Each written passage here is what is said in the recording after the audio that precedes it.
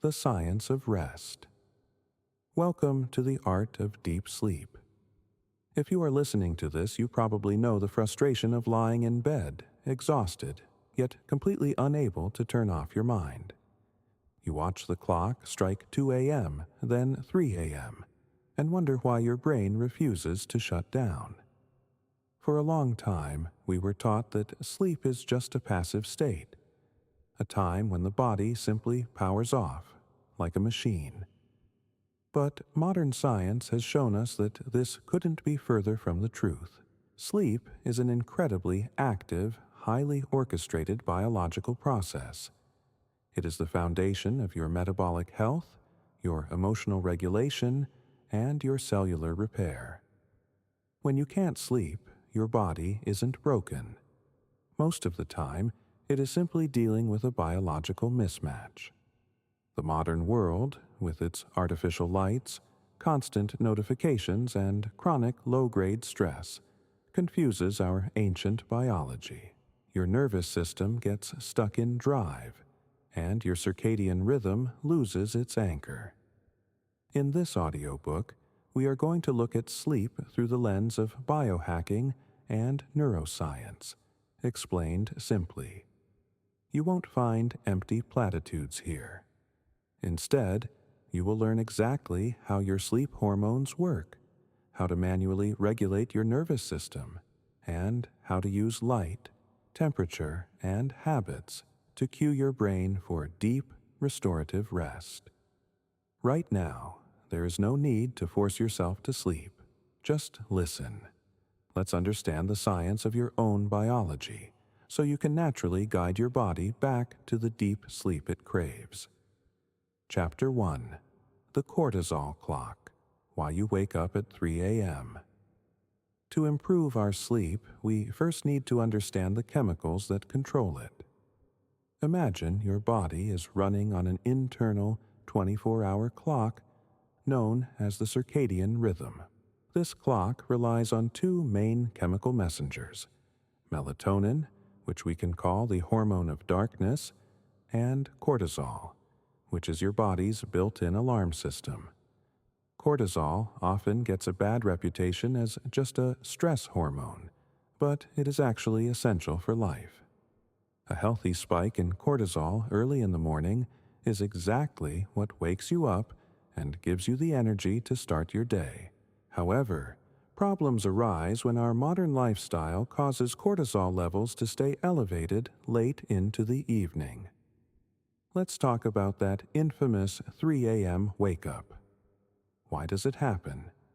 Throughout the day, your brain builds up a chemical called adenosine, which creates sleep pressure, that heavy feeling behind your eyes. When you fall asleep, your body begins to clear this adenosine out. By 3 or 4 in the morning, much of that sleep pressure is gone. At this exact same time, your body is naturally starting to produce a small amount of cortisol to prepare you to wake up in a few hours. If you are going through a period of high stress, or if your blood sugar drops too low during the night, your body releases an extra surge of cortisol. Because your sleep pressure is already low at 3 a.m., this tiny extra spike of cortisol is enough to snap you wide awake. Your heart beats a little faster, and suddenly, your brain starts thinking about emails, finances, or tomorrow's tasks. This isn't a malfunction. It is your biology trying to give you energy to solve a problem it thinks is urgent. The biohacking solution to this is not to panic. If you wake up at 3 a.m., the worst thing you can do is look at the time, because calculating how much sleep you are losing triggers even more cortisol. Instead, we use science to lower that spike. By practicing slow, deep breathing, you activate the vagus nerve, sending a direct biological signal to your heart to slow down, telling your brain that the environment is safe, and allowing the natural sleep cycle to resume. Chapter 2. The Light Protocol. The Power of Photons. Now that we understand how the cortisol clock operates, we must master the primary switch that controls it. That switch is light. We often think of light merely as something that allows us to see our surroundings. But in the realm of biohacking, light is biological information. It is the most powerful signal you can give your brain to tell it what time it is, and consequently, what hormones it should be releasing. Deep inside your brain, there is a master clock known as the suprachiasmatic nucleus. Think of it as the conductor of an orchestra, coordinating the biological rhythms of every single cell in your body. This master clock receives direct signals from specialized cells in your eyes. When photons of light hit your retinas, especially the bright, crisp light of the morning sun, a powerful neurological signal is fired into your brain, declaring that it is daytime. This morning light signal does two crucial things. First, it triggers that healthy, necessary spike of cortisol we talked about, giving you focus and energy. Second, and most importantly for your sleep, it sets a biological timer.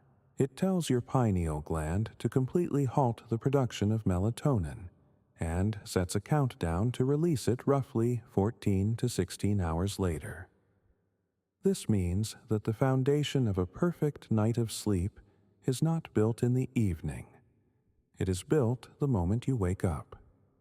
The ultimate biohack for deep rest is getting outside within the first hour of waking and letting natural sunlight enter your eyes for at least 10 to 15 minutes.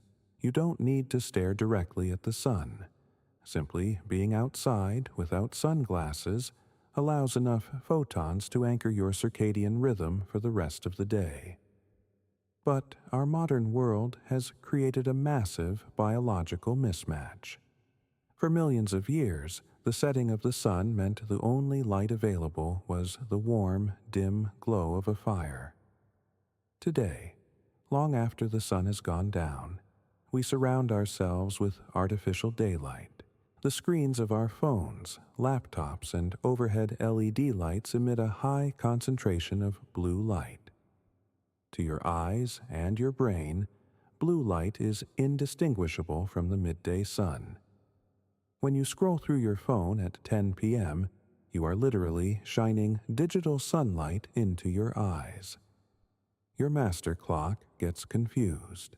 It assumes it is still afternoon, and it sends an emergency signal to your pineal gland, saying, "Stop the melatonin production. The sun is still up." This is why you can feel completely exhausted, yet wired and unable to sleep. Your body is tired, but your brain's chemical environment is optimized for a bright Tuesday afternoon. To reclaim your sleep, you must implement the evening light protocol. As the sun sets outside, the lights inside your home should mimic nature. Dim your overhead lights. Switch to small lamps at eye level or lower.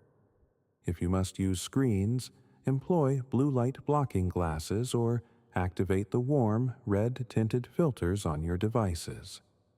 By aggressively reducing your exposure to bright, artificial light in the 2 hours before bed, you allow your pineal gland to do its natural job.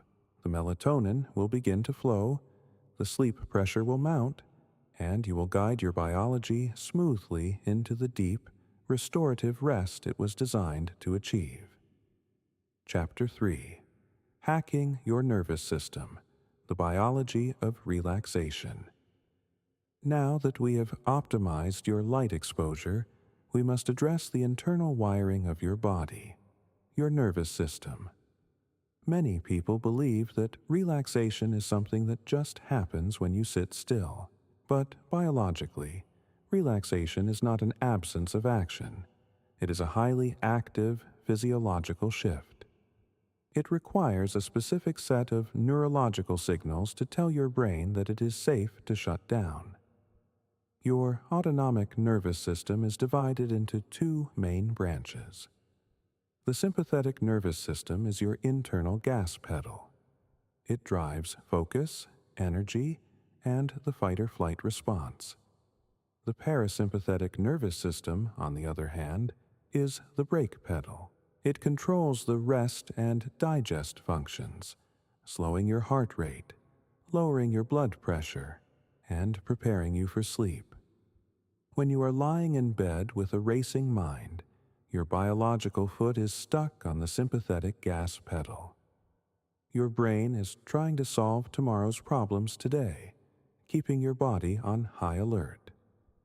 The fundamental rule of biohacking your sleep is this: you cannot simply think your way out of a stressed state.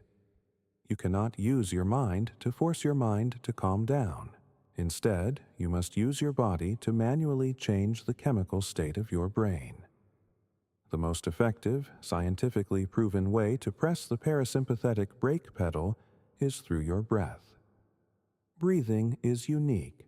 It is an autonomic function that happens automatically, but it is also the only autonomic function you have conscious, immediate control over. This makes it the direct bridge to hacking your nervous system. Here is the mechanics of how it works. When you inhale, your diaphragm moves down, the space in your chest cavity expands, and blood flows a little faster to your heart. Your brain notices this and sends a signal to slightly speed up your heart rate. But when you exhale, the exact opposite happens. Your diaphragm moves up, the space in your chest decreases, and blood flow slows. In response, your brain sends a signal through the vagus nerve, the main highway of your parasympathetic nervous system, to decelerate your heart rate. Therefore, the biological secret to hacking relaxation is simple. Make your exhales longer than your inhales. This brings us to the 4 to 7, 8 breathing protocol. This is not a mystical practice. It is a mechanical override for your biology. By inhaling quietly through the nose for 4 seconds, holding the breath for 7 seconds, and exhaling completely through the mouth for 8 seconds, you are mechanically forcing your heart rate to slow down. The long 8-second exhale is the crucial component. It floods your system with acetylcholine, a neurotransmitter that promotes calmness and lowers cortisol. If you wake up in the middle of the night and feel your mind racing, do not engage with the thoughts. Do not calculate how much sleep you are losing. Instead, shift your entire focus to this mechanical process. Perform 4 cycles of the 4 to 7, 8 breathing method. By doing this, you are not trying to force sleep. You are simply changing your biological state. You are sending undeniable physiological data to your brain that the environment is secure, stepping off the gas pedal and allowing the natural cascade of sleep hormones to take over. Chapter 4: Temperature, Nutrition, and Sleep. We have addressed the light entering your eyes and the oxygen entering your lungs. Now, we must master the thermal and chemical environment of your body. For millions of years, the setting of the sun brought not only darkness, but a significant drop in temperature. Your biology evolved to rely on this environmental cue. In order to fall asleep, and more importantly, to stay in deep restorative sleep, your core body temperature must decrease by approximately 1 to 3 degrees Fahrenheit. When you lie awake feeling restless, tossing and turning, it is often because your core temperature is simply too high. Your brain registers this elevated heat and assumes it is still daytime, keeping your nervous system alert. The biological override for this is not just about turning down the thermostat, though keeping your bedroom cool, ideally around 65 degrees Fahrenheit, is highly beneficial. The most effective biohack to force this internal cooling relies on a counterintuitive physiological mechanism: taking a warm bath or shower about an hour before bed.